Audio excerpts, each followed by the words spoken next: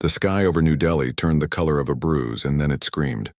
Colonel Mara Voss felt it before she heard it. A pressure wave that rattled her teeth and dropped every screen in the command bunker to static for exactly 4 seconds. When the feeds came back, half the orbital defense grid was gone. Not damaged. Gone. As if some vast hand had reached down and wiped it away. "Report," she said, and her voice did not shake, because 30 years in uniform had taught her that panic was contagious and she could not afford to spread it. "Fleet designation unknown," said the systems officer, a young man named Petrov who had not slept in 2 days. 61 capital ships.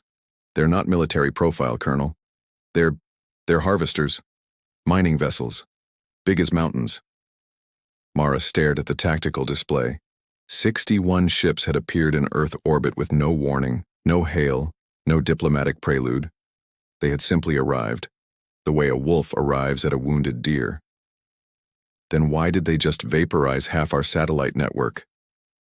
Nobody answered her, because 3,000 kilometers away in a converted university lecture hall in Geneva that now served as humanity's last translation post, Dr. Elias Thorne was asking himself the same question. He hadn't slept either.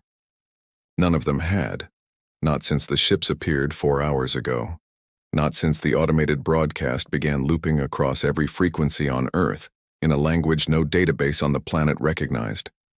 Elias had spent his entire career chasing dead languages, lost dialects, the bones of vanished tongues, and now here was a living one, spoken by something that wasn't human, and it was the most important text he would ever translate, because it might be the last thing humanity ever heard. "Play it again," he said. The voice that filled the room was layered, resonant, wrong in a way that made his skin crawl. 3 tones speaking at once, harmonizing into meaning. His translation software chewed through it in real time, spitting out fragments. "Resource extraction. Compliance advised. Resistance is inefficient. Standard invader boilerplate."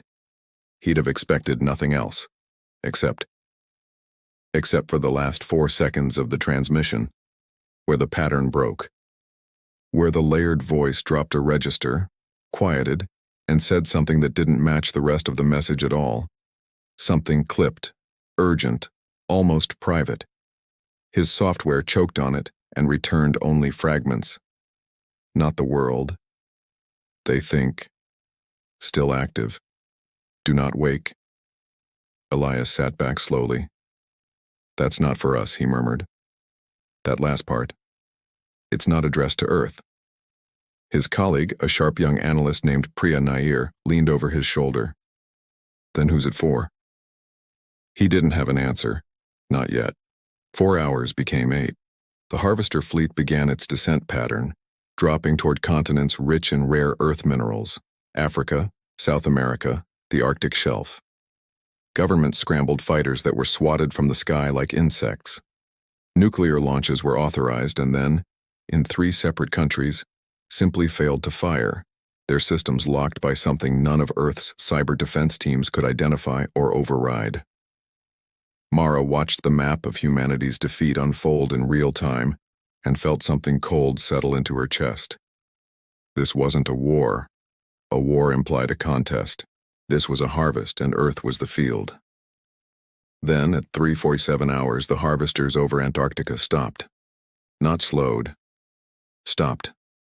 Engines cutting, formation breaking, ships hanging dead in the sky above the ice like the whole fleet had forgotten why it came. Mara watched 3 analysts argue about sensor malfunctions before Petrov cut through the noise. "Colonel, it's not a malfunction. They're retreating. The whole southern group. They're pulling off the continent." Why would they retreat from the one place with nothing to steal? Nobody had an answer. Not until Elias called her 40 minutes later, his voice tight with something between terror and exhilaration. "Colonel Voss, I need you to look at seismic data from the last hour. Something under the ice just woke up."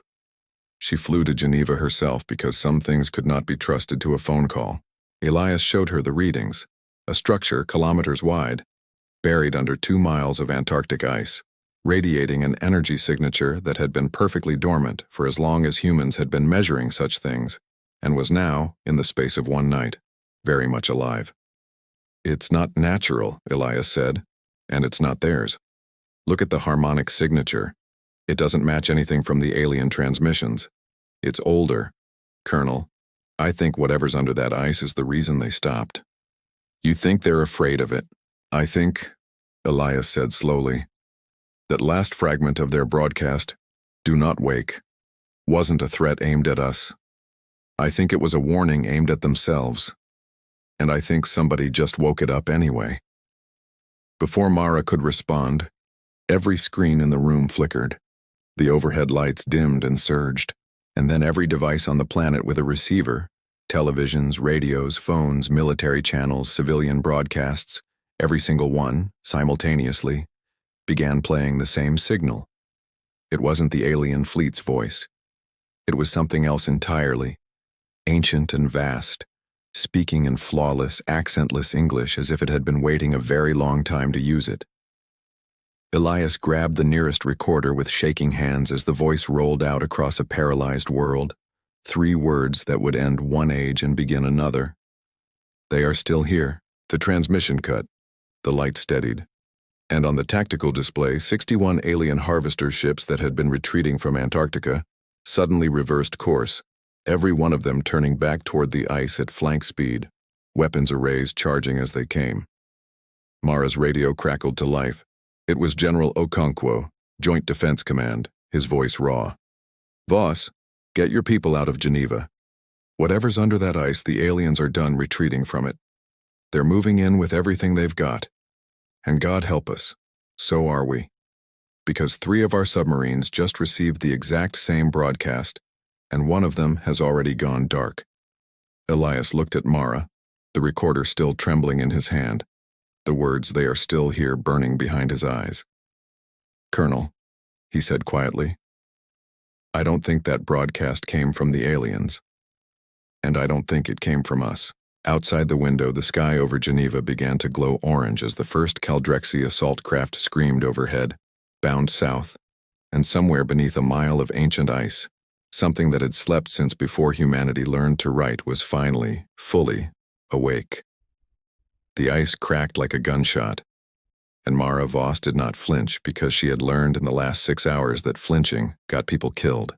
48 hours after the broadcast, a joint expedition stood at the mouth of a shaft that engineers had blasted down through 2 miles of Antarctic ice, following the energy signature to its source. Military escort, scientific team, and one very reluctant guest. "You understand?" said the alien standing beside Elias Thorne, his 4-fingered hands cuffed in front of him. "That walking me down there is either the smartest thing your species has done, or the last."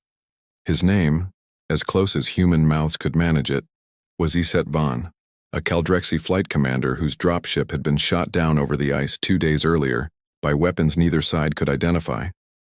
His own people had left him for dead. Mara had pulled him from the wreckage herself, half expecting to put a bullet in him, and instead found herself listening to him beg, in broken but functional English, not to be killed before he could explain something his superiors didn't want explained. "Why would your empire abandon one of their own?" she'd asked him then. "Because I know what's under the ice," he'd answered, "and they would rather I die than tell you." Now he walked between 2 armed soldiers, down a shaft lit by portable floodlights, toward a structure that had no business existing. Elias walked just ahead, tablet in hand, translating readings that made less sense the deeper they went. The walls of the shaft gave way to something built, smooth, seamless, curved in ways that suggested a mathematics humanity hadn't invented yet. At the bottom, a chamber the size of a cathedral opened around them, dominated by a single console at its center, dark and waiting. "This isn't Caldrexi architecture," Vaughn said quietly, and for the first time since Mara had met him, he sounded afraid. "This is older than my empire's oldest recorded history. We've searched 3,000 years for something like this. I never believed it was real." "Searched for what?" Mara asked. Vaughn didn't answer. He was staring at the walls, at symbols etched into the stone-like material, his expression unreadable. Elias moved to the console, scanning the surface with careful hands, translating fragments of text that glowed faintly beneath his fingers. There's a data core here. Active. Whatever woke this place up, it's still running. Then wake it further and let's get answers, Mara said. We don't have time to be careful. Every hour we're down here, that fleet is tearing apart 3 more cities. But careful was exactly what Elias intended to be, because the deeper he read, the stranger the text became. References to a war, to a fall, to species he didn't recognize, and a word that recurred more than any other. A designation that meant nothing to him, and yet made Vaughn go pale every time it scrolled past. Above them, unnoticed by anyone in the chamber, a different kind of danger was already in motion. In a secure briefing room in Washington, General Marcus Reyes stood over a folding table with 4 other senior officers, men and women who had spent their careers believing that survival justified almost anything. Reyes had watched the death toll climb past 2 million in 72 hours. He had watched cities fall that had stood for 1,000 years, and when a Caldrexy diplomatic channel opened, quietly, unofficially, promising an end to the bombardment in exchange for one thing, he had not hesitated long. They want the location of the Antarctic site, Reyes said. Coordinates, defenses, personnel. In exchange, they withdraw from 6 inhabited continents and negotiate a formal ceasefire. That's Voss's expedition, said one of the officers. Her team is down there right now. Her team is 9 people. The alternative is 9 million, Reyes said. I've made harder trades, so have you. Nobody argued. That was the part that would haunt the survivors later, that in the room where the betrayal was decided, nobody argued at all. Back in the chamber, Elias's tablet chimed with a translation breakthrough, and his blood went cold.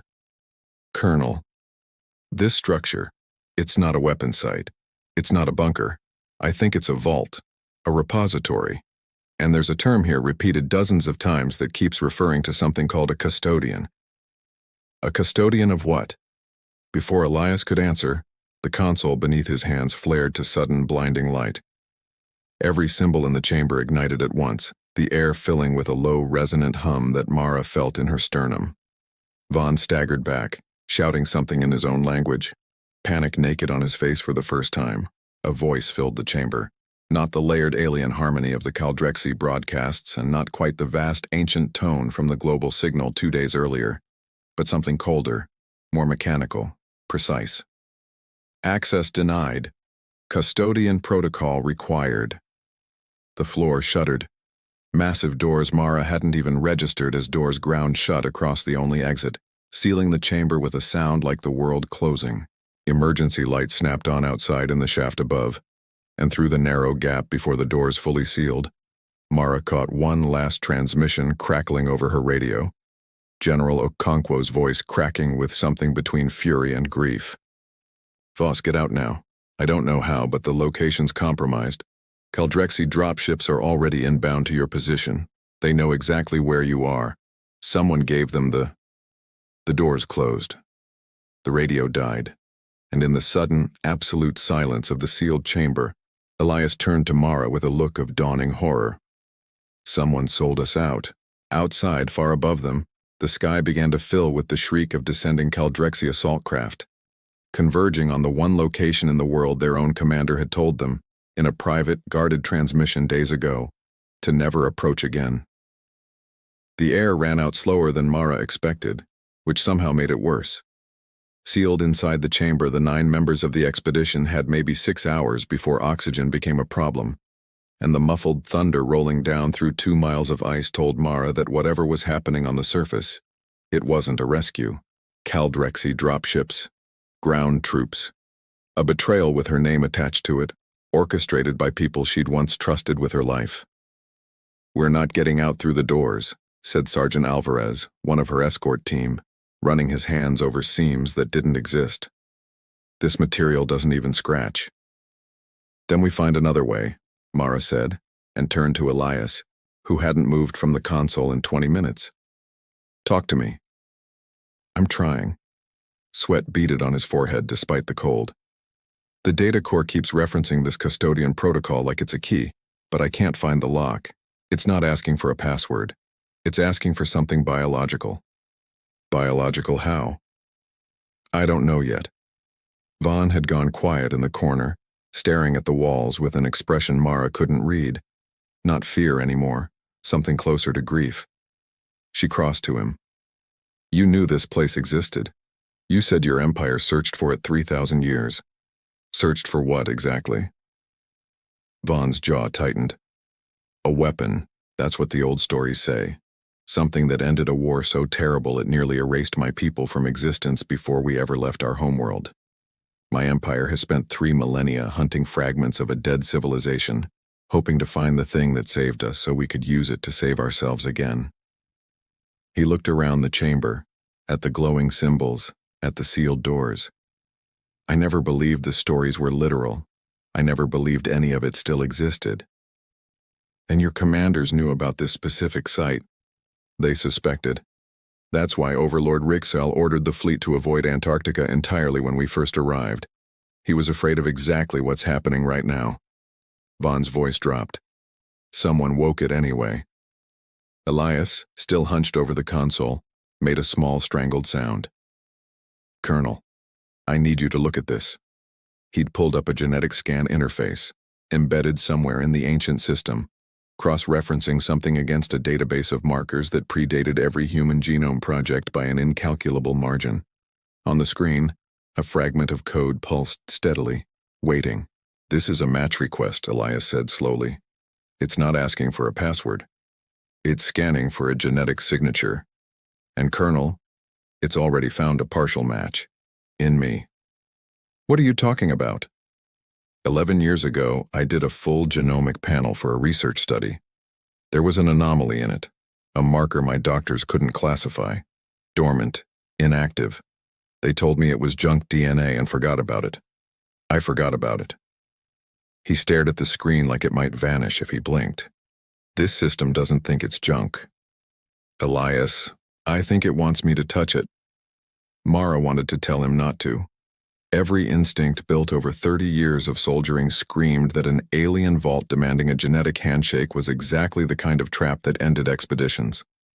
But the ceiling shuddered again, dust sifting down, the sound of the battle above growing closer, and they were out of options and nearly out of time. Elias placed his palm against the console. The chamber didn't explode. It didn't burn him.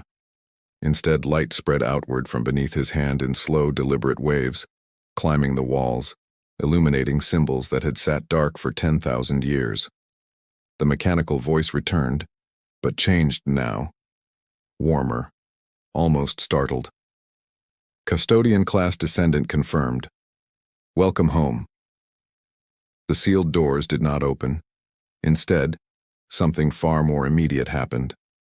Defensive systems built into the chamber's outer walls, systems that had been silent for millennia, activated with a sound like the world inhaling. Through a narrow viewport none of them had noticed before, Mara watched a squad of Caldrexi breach troops descending the shaft above, weapons raised, moving with brutal efficiency toward the sealed doors. They never reached them.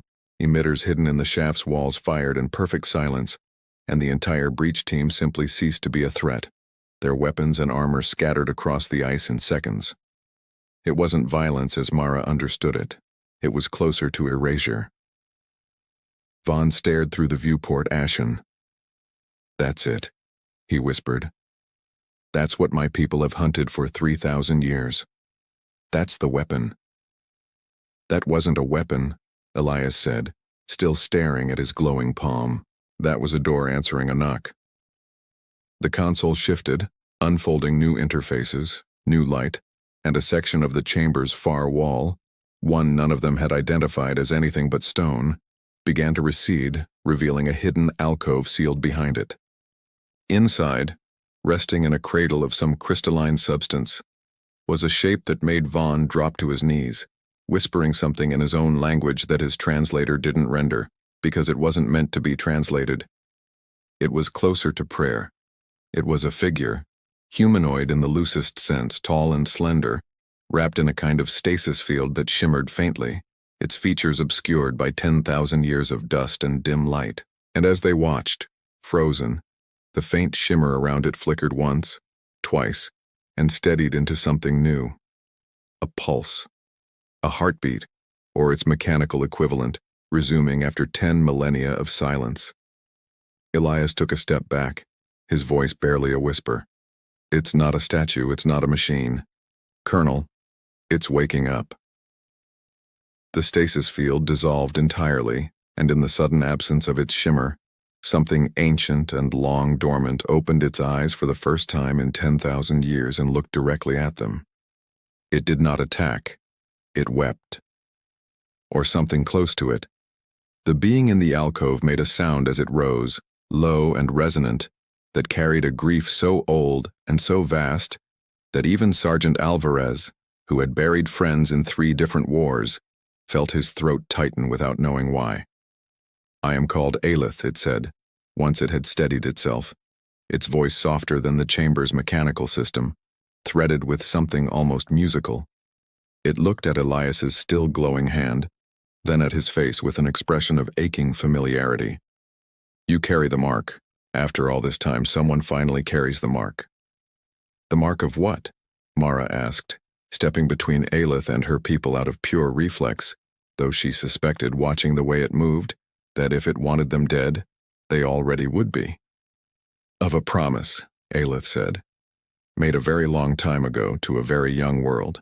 Over the next hour, while the battle above ground on and the sealed chamber held against everything the Caldrexi threw at it, Aelith told them what it had waited 10,000 years to tell someone.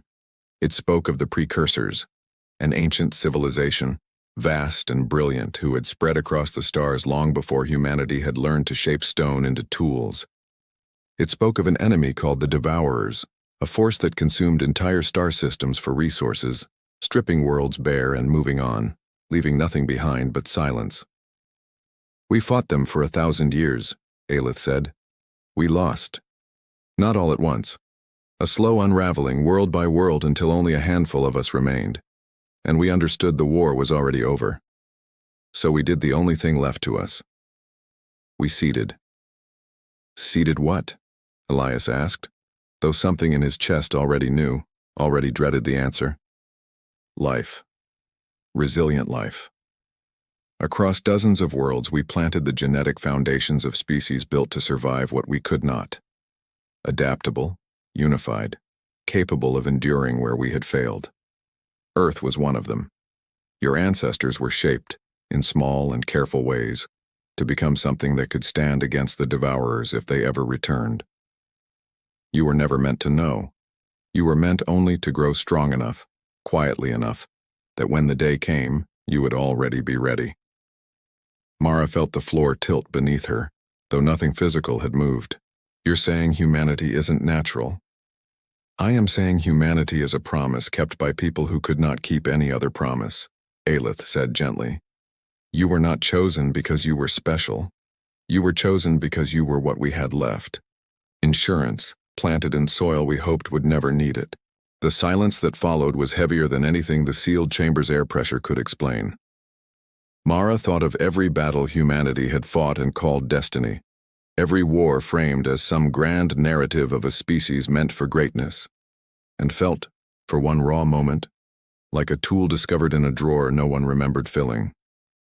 It was Vaughn who broke the silence, quietly, from where he still knelt near the alcove.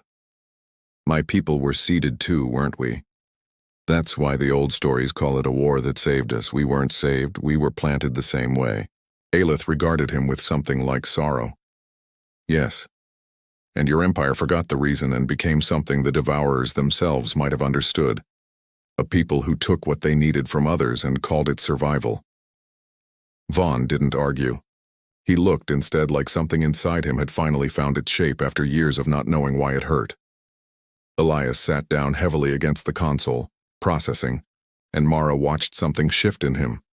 Not despair, but a kind of grim, quiet resolve settling into his shoulders. It doesn't matter why we were made, he said finally. It matters what we do now that we know. Mara looked at him, surprised by the steadiness in his voice, and found herself nodding because he'd said the thing she hadn't been able to articulate. She's right. He's right, Alvarez muttered, catching himself. Doesn't matter if we're some ancient science project. We're still us. We still choose. Aelith's expression, alien as it was, seemed almost to soften with something like hope.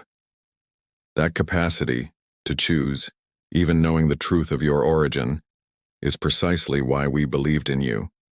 It was Vaughn who moved next, rising slowly, crossing the chamber toward Elias with careful, deliberate steps, extending a four-fingered hand in a gesture that clearly cost him something. "For what it's worth," he said, "whatever my empire has done to your world, I am sorry.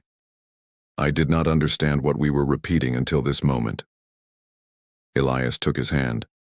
It was a small thing, a handshake between a human and the alien whose fleet had killed millions, and yet it felt, in that sealed and ancient chamber, like the first true thing that had happened since the invasion began. The moment didn't last. The chamber shuddered violently, dust raining from the ceiling, and Aelith's head snapped up, alarm flooding features that had shown nothing but grief until now. "The structure is under direct orbital bombardment," it said. "Someone above believes destroying this facility will force what remains inside to the surface." Mara's radio, dead since the doors sealed, crackled unexpectedly back to life, filled with static and a voice she recognized with a jolt of fury. Overlord Rixall himself, broadcasting on an open channel, his layered voice cold and final. "Custodian facility? This is Overlord Rixall of the Caldrexi 4th Fleet. You have 1 hour to surface the weapon my empire has sought for 3,000 years, or I will bring this continent down on top of it, and everyone inside will die learning nothing." The transmission cut. Above them, the bombardment intensified, the ancient walls groaning under pressure they had not been tested against in 10 millennia. And Aelith turned to the small, stunned group of humans and one defected Caldrexi officer, with an expression that made Mara's blood run cold. "He is not wrong to call it a weapon," Aelith said quietly. "He is only wrong about what it does." The ceiling cracked, and for one heartbeat, Mara Voss was certain they were all about to die 2 miles under the ice, having finally learned the truth about humanity only moments before it stopped mattering. 60 minutes, she said, and Rixall thinks we're hiding a weapon. Aelith, if it's not a weapon, what is it? And can it stop an orbital bombardment? "It can do something far more important," Aelith said, moving toward the console with sudden urgency, its ancient grief replaced by something sharper, almost desperate.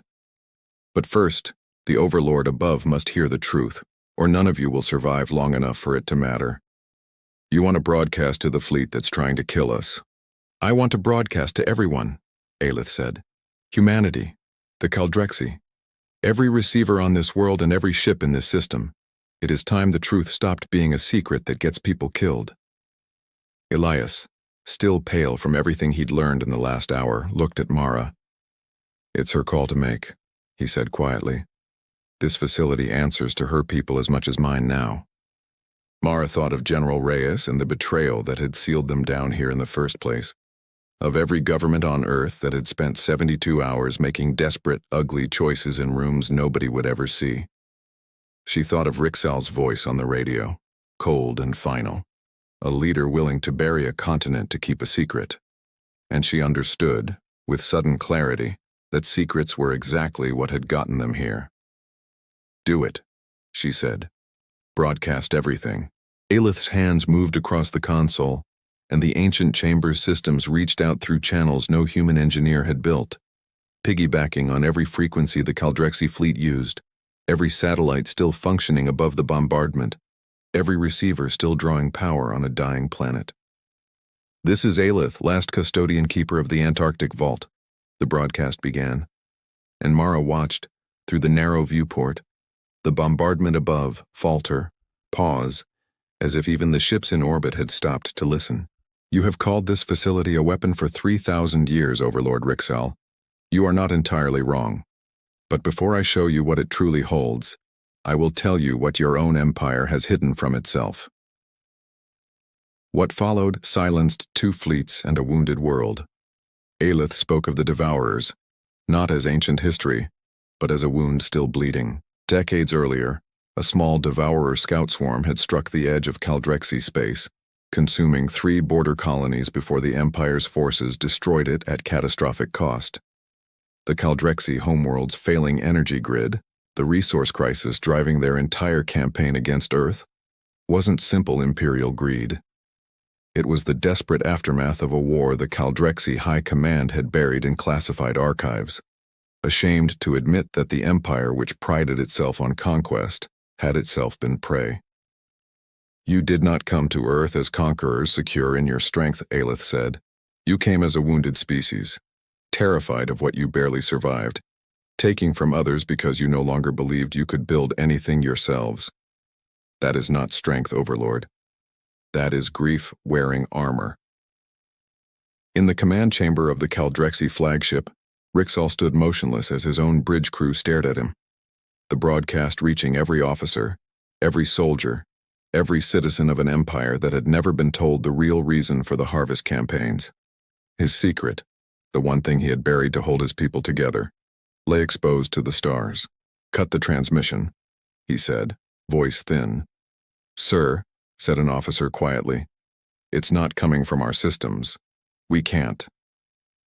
2 miles below the ice, Aelith turned to the facility's deepest interface, and the alcove that had held her stasis chamber shifted, revealing a second hidden structure beneath. Not a weapon, not armor, but something vast and quiet, humming with a different kind of power. "This," Aelith said, "is what the precursors truly built, a failsafe. A seed vault and evacuation network, capable of shielding and relocating entire populations, linked to sister facilities on every world we seeded. It was never meant to conquer anything. It was meant to save what could be saved, if the devourers ever returned." She looked at Rixal's image on the console, broadcasting his stunned silence back to her. "Your empire spent 3,000 years hunting a weapon that never existed, when what you actually needed was shelter, and a reason to stop being afraid alone." Mara stepped forward into the console's transmission field, aware that her next words would be heard by every soldier on both sides of a dying war. "Overlord Rixal, my name is Colonel Mara Voss. Your empire has killed millions of my people in the last 3 days. I have every reason to want you gone from this system and every reason to hate the sound of your voice." She paused, steadying herself against 30 years of instinct that told her this was insane.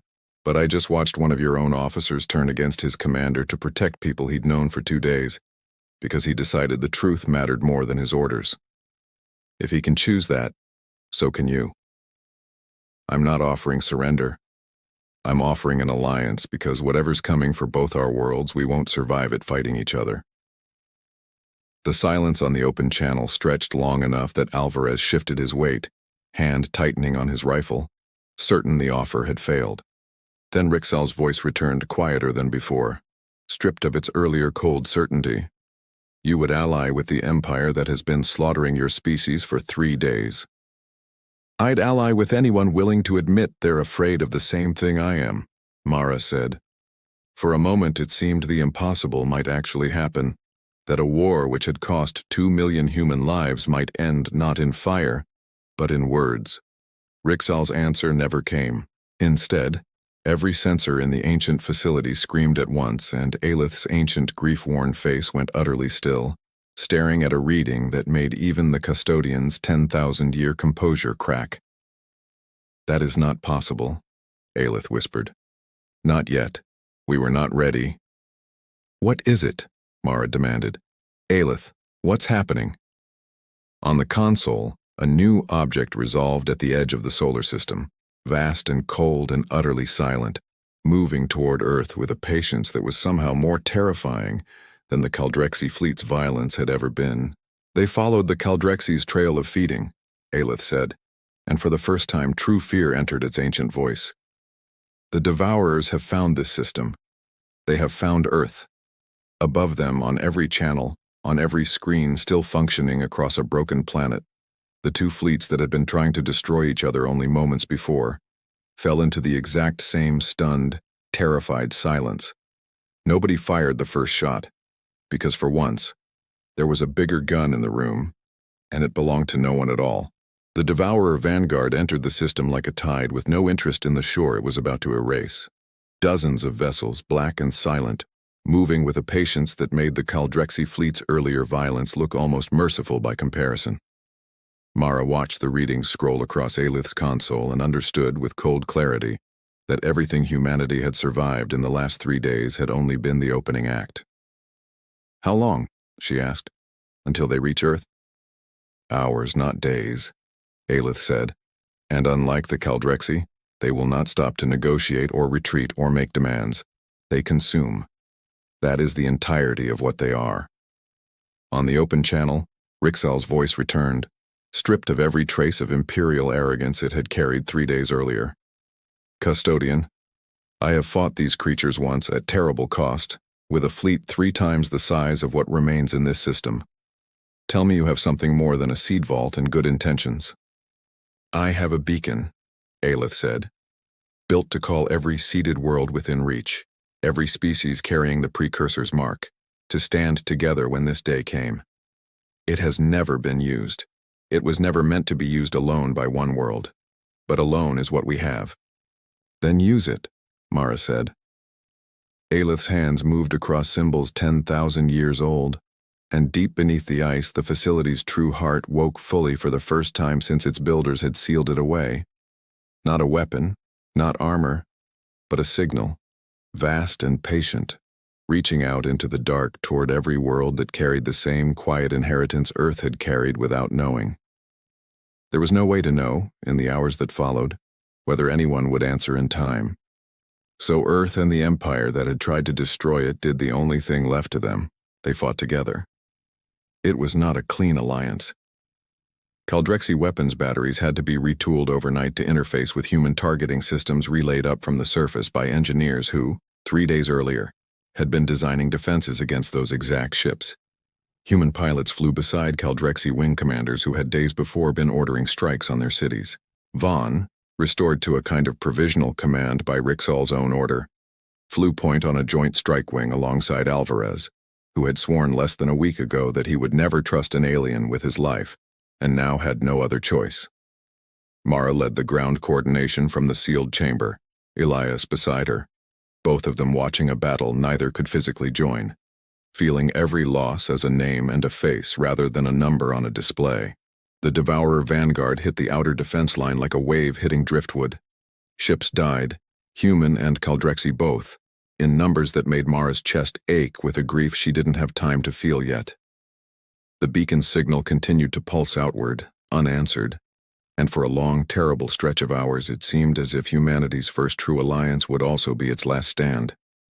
It was Vaughn who bought them the time that mattered.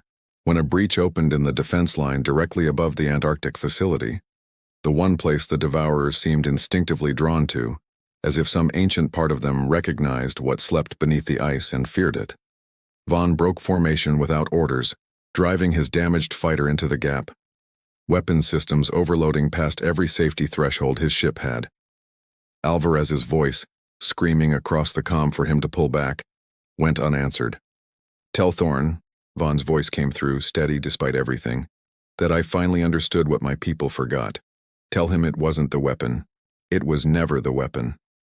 The explosion that followed sealed the breach and bought the facility below 3 more critical hours.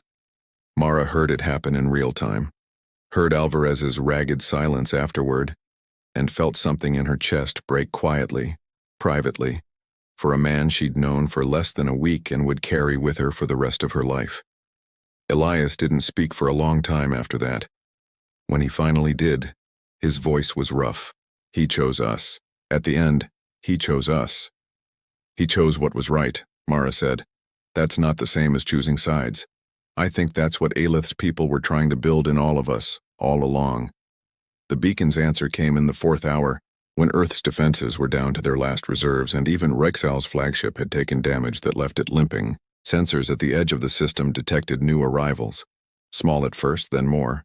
Ships of designs no human or Caldrexi database recognized, converging from a dozen different headings, all of them broadcasting the same faint resonance that Elias's own genetic marker carried.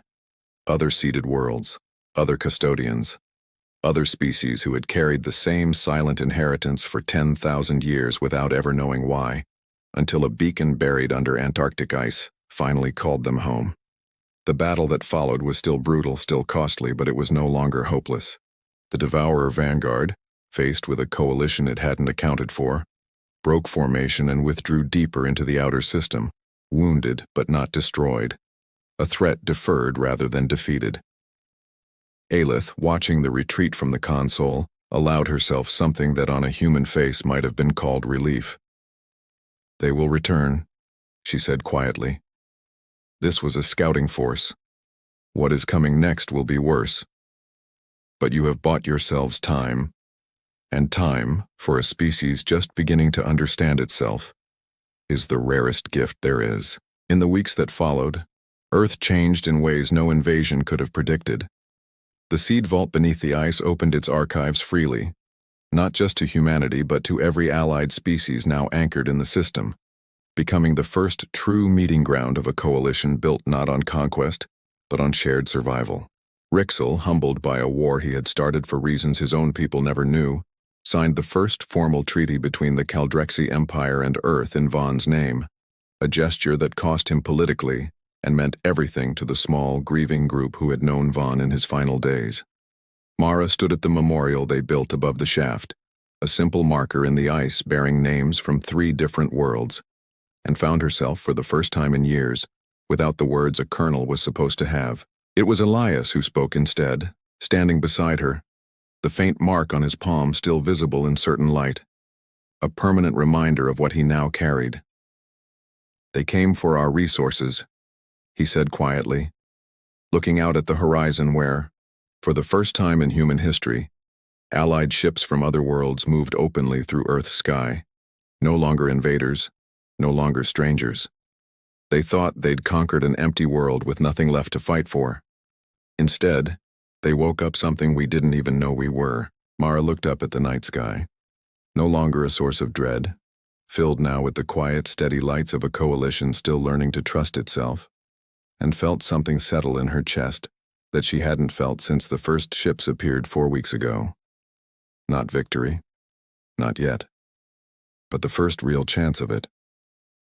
"They left behind an empty empire," she said softly, "and found out we were never empty at all." Beside her, deep beneath the ice, the ancient beacon kept pulsing outward into the dark, patient and steady, calling to worlds still unaware that they, too, carried the same quiet promise Earth had just learned to keep. And somewhere far beyond the edge of the solar system, in the cold black where the Devourers waited and regrouped, something vast took note of the answer and began, slowly, to turn its attention toward the small, stubborn world that refused to stay conquered.